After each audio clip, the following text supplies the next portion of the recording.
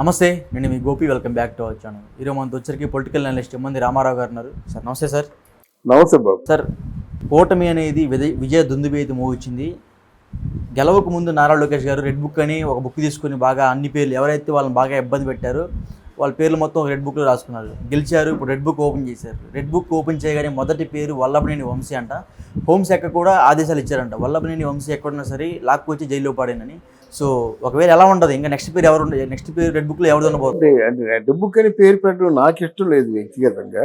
ఆయన రాజకీయ నాయకుడికి అంత ఆలోచించలేదు. కానీ రెడ్ బుక్ ఎందుకు చెప్పారు, బుర్రలో ఉండవా?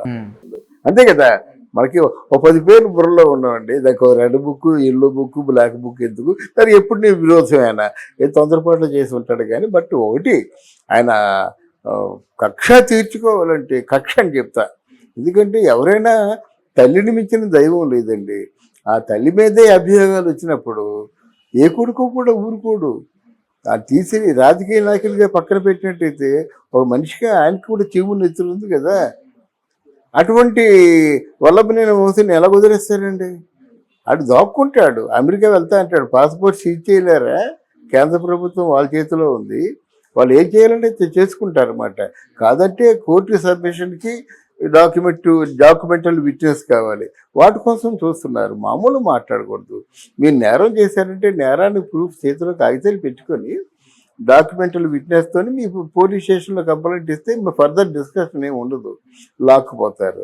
కాకపోతే వీళ్ళు కోరుకునేది కూడా నాన్ అవైలబుల్ వారెంట్ అరెస్ట్ చేయమని చెప్తారన్నమాట. వెళ్ళిపోయి జైల్లోకి వెళ్ళిపోయి బయటకు వచ్చి అంటే బెయిల్ తీసుకుని బయటకు వచ్చేటువంటి అవకాశం కల్పించకుండా కేసు పెడతారు. అందులో రోజా కూడా తప్పకుండా ఇరుక్కుంటుంది. అంటే రోజా పేరు కూడా ఉంది. రోజా పేరు ఉంది. రోజా ఒక 3000 స్కామ్లో ఇరుక్కుంది. పెద్దిరెడ్డి రామచంద్రారెడ్డి ఇరుక్కున్నాడు. ఈ పర్టికులర్ లోకేష్ బాబు తాలూకు మదర్ ఇష్యూలో చంద్రబాబు నాయుడు చాలా కృంగిపోయాడు.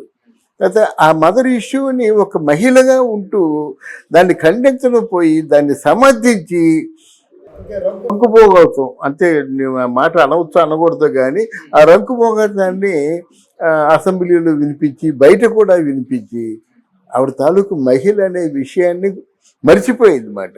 ఆవిడకి ఎంత శిక్ష వేసినా పర్వాలేదు. ఒక పక్క స్కాములు చేసుకుంటావా, నువ్వు డబ్బులు సంపాదించుకుంటావా, ఆ ధనమదంతో నువ్వు నోటుకొచ్చింది మాట్లాడతావా? ప్రజలు గమనిస్తున్నారు. ప్రజలు తప్పకుండా నువ్వు చేసిన తప్పుడికి తగిన మూల్యం చెల్లించుకుంటావని అప్పుడే చెప్పారు. జరుగుతుంది ఇది. వల్లభనేని వంశీ కారణంగానే చంద్రబాబు గారు ఆ రోజు కన్నీటి పర్వంతమయ్యారు. అంటే అసెంబ్లీ సాక్షిగా వాళ్ళ ఆవిడని ఇలా పుట్టారు అసెంబ్లీ సాక్షిగా ఆయన అనేసరికి చంద్రబాబు గారు ఎప్పుడు లేని విధంగా కన్నీరు పెట్టారు. ఆ కన్నీరుకి ఇప్పుడు నిదర్శనంగా అరెస్ట్ చేయబోతున్నారు అంటారా?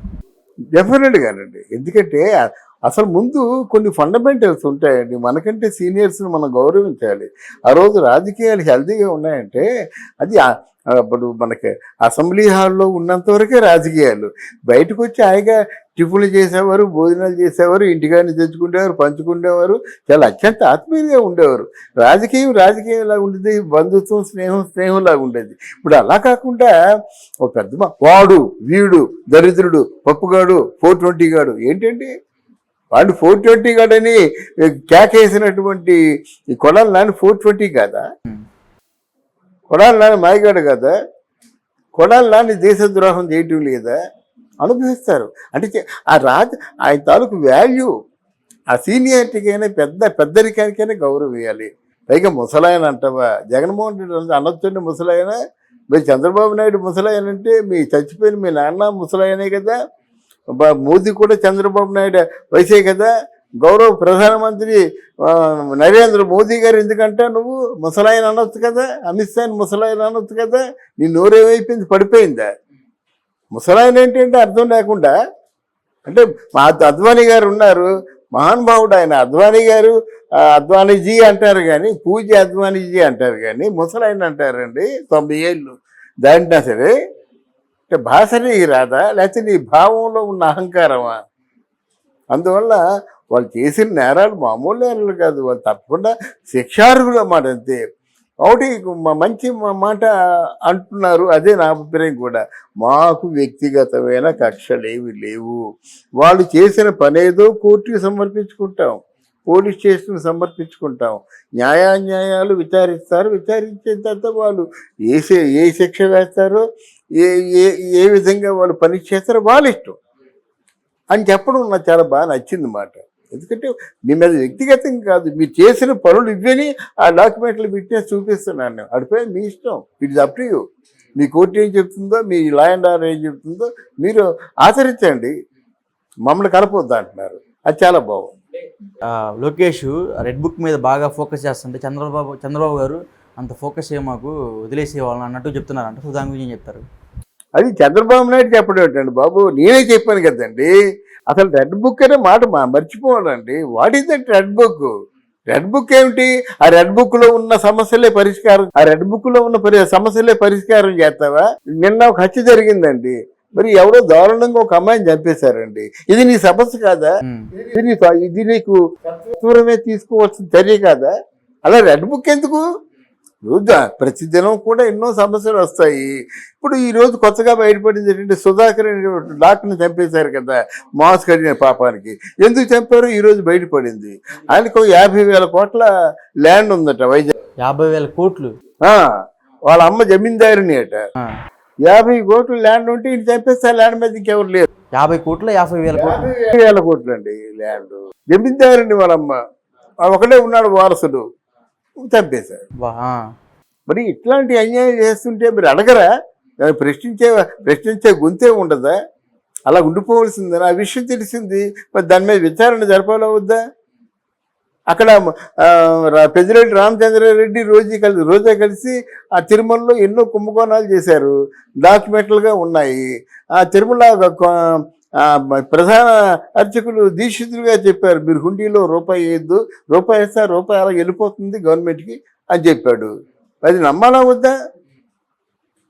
ఏదో కష్టపడి అప్పులు చేసి మొక్కులు చెల్లించుకుంటారండి.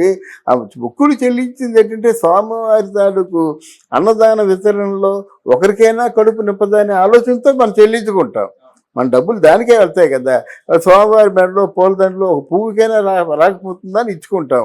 అయ్యేమో తీసుకెళ్ళిపోయి తాకట్లు పెట్టుకోవడానిక, బంగారాన్ని తీసుకెళ్ళిపోయి, డబ్బులు తీసుకెళ్ళిపోయి మీ ఖజానాలో ఉపయోగించుకోవడానిక? దానికంటే ముష్టి ఎత్తుకుంటే బెటర్ కదా, బెటర్ కదండి. స్వామివారి తాను డబ్బు తీసుకోకంటే మీ డబ్బులు కావాలంటే సరిగ్గా ఒక తువ్వాను కొనుక్కొని చాపేసి కూర్చుంటే ఎంతో మంది 5-10 వేస్తారు. తప్పు కదా, ప్రభుత్వం చేయడం తప్పు కదా. ఆ స్వామివారి తాలూ కైంకర్యాలు అన్నీ కూడా పాడు చేస్తారండి. మరి దాని మీద చర్యలు ఉండవా?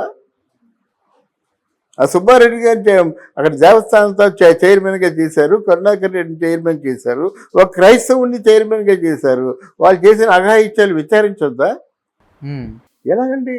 అంటే నేను చెప్పేది అంటే ఎర్ర బుక్కులో ఉన్నాయే కాదు, మిగతా దైనందిన జీవితంలో ప్రతిరోజు ఏ సమస్య ఎప్పుడు వచ్చి పడుతుందో మనకు తెలియదు. ఆ సమస్యకి పరిష్కారం చెప్పాలి. ఇది వేరు. ఇది పర్యటన చేసినప్పుడు ఏదో నీ మనసులో పడ్డది, దృష్టిలో పడింది, అది మనసులో ఉంచుకోవాలి. ఈ రెడ్ బుక్ అంటే మాత్రం పొరపాటు. వాళ్ళు ఇంకోసారి చెప్తున్నాను కదా, చంద్రబాబు నాయుడే చెప్పాల్సిన అవసరం. రెడ్ బుక్ అనగా చెప్పాను, ఏంటో బాబు నువ్వు రెడ్ బుక్ అంటున్నావు, నువ్వు రెడ్ బుక్ కాదు అది. నీ మనసు గాయపడింది, బుక్ తిరిగిపోద్ది. మనసు ఎప్పుడు కట్టెల్లో కట్టిగా కాలిపోయేంతవరకు మనసు ఉంటుంది కదా. బుక్ ఎవడో దొంగిలించవచ్చు, నీ మనసులో ఉన్నది దొంగిలించరు కదా.